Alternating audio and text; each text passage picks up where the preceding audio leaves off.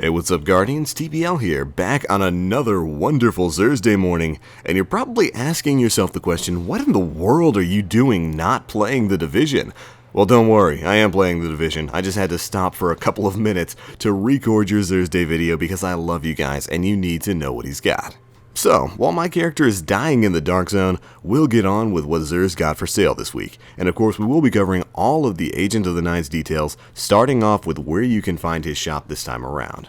And this week, Xurs is located inside the Tower Bar. It'll be located over in the Tower Hangar, so from the spawn, take an immediate right, head down the winding hallway, down the stairs, take a left, and head forward until you hit another set of stairs underneath the future War Cult. Once you're there, simply follow the room all the way to its end and you'll find Xur in the back left-hand corner. Hey there, big guy, what have you got for us this week? I hope it's something good. And at first glance here, we've got some old, we've got some new. We've got a bunch of Year 2 armor with a Year 1 weapon. Not a bad mix, but as usual, we will be covering everything in Xur's inventory, starting off with the weapons and armor he's got for sale. And to that end, first up for Titans, we have got the exotic helmet, the Imprian Bellicose. Now, this bad boy's rocking an intellect discipline stat split of 47 intellect, 45 strength. Not bad, could be a bit higher though. And its primary special ability is basically Angel of Light. Aiming weapons while airborne holds you in place, and with your super full, orbs will recharge your melee. Now, that's an interesting ability, although it's not the most helpful. Floating in place while aiming really just kind of makes you a target in PvP, although it can disorientate people if you float above doors, and you can get some silly kills like that, but for the most part, you're not going to get too much use out of it. But the ability to recharge your melees with orbs of light when your super is full is definitely handy. So, if you want to float as a Titan, go ahead and pick this helmet up. Next up for hunters, we have the Skyburner's Annex. Now, this exotic hunter helm also has an intellect discipline stat split of 49 and 51, so a little bit better, and its special ability gives you a chance to create orbs of light on heavy weapon kills, so basically the Iron Harvest ability from the Defender Titans. It's got a secondary ability as well. When your super is full, orbs of light may grant you special ammo. Are you noticing a theme here? Now, this helmet is useful in a lot of ways, especially for you Night Stalker hunters out there. Getting yourself a decent machine gun or the Dark Drinker exotic sword, jumping into a group of enemies that are tethered, and then just spinning to win will create even more orbs than usual. It's a fantastic sight, and this is a fantastic helmet for you Night Stalkers out there. Finally, for Warlocks, we have the Alchemist Raiment Exotic Warlock Chest Piece. Now, this thing's rocking a pure intellect stat roll of 95, which isn't bad, but I've seen a lot higher. And its special ability gains you the chance to gain Glimmer on primary ammo pickup. And when your super is full, orbs of light will recharge grenades and melee. Now, in my opinion, those abilities should be switched, and that should be the primary on this thing, because the Glimmer you do get when you pick up primary ammo really isn't worth the cost of an exotic slot. It's not really a lot, and it doesn't happen frequently enough to really make this thing exotic worthy. Although being able to recharge both your grenades and melee upon Orb of Light pickup, at least when your super is full, is also pretty cool. But it's not the best Warlock exotic. But moving on to the weapons Xurs got for sale this week, he is selling once again the mighty Thunderlord exotic machine gun. They rest quiet on fields afar, for this is no ending but the eye. Yeah, you guys remember that from the Thunderlord review?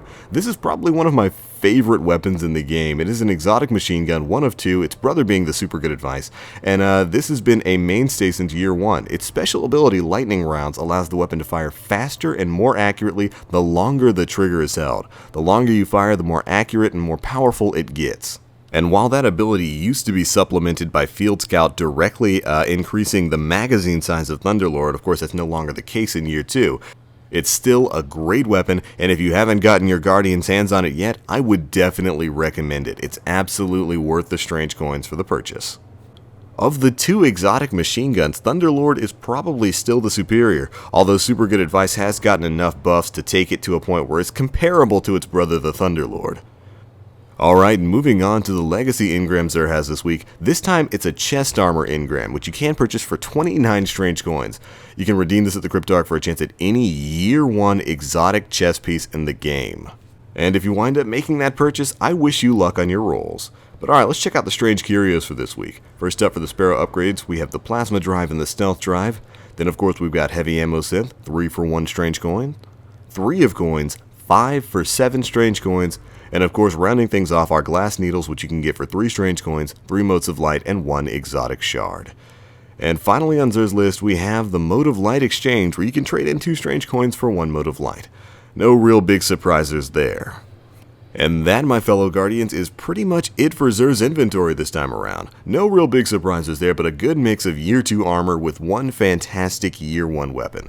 The Imbrium Bellicose and the Alchemist Raiment have, we'll say, somewhat lackluster primary abilities, with the Glimmer pickup upon primary ammo pickup for Alchemist Raiment not really being great, and the ability to float in midair having some niche utility in PvE and PvP, but I don't think really enough of a utility to take away from other great Titan exotics like the Ruin Wings, and certainly not from stuff like the Helm of Saint 14 or the Helm of Inmost Light.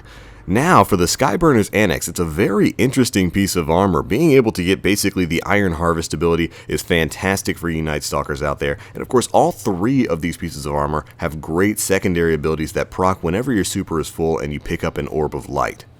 So if you're playing with friends who are really proficient at creating orbs and are just dropping them everywhere, all 3 of these pieces of armor will serve you well. And for you Guardians out there who have somehow managed to not get their hands on a Thunderlord, definitely pick one up now. But alright, that's it for this week's Xursday video, guys. Be sure to let me know what you picked up from the Agent of the Nine in the comment section below. I don't know about you guys, but I gotta get back to the Division. That game is great.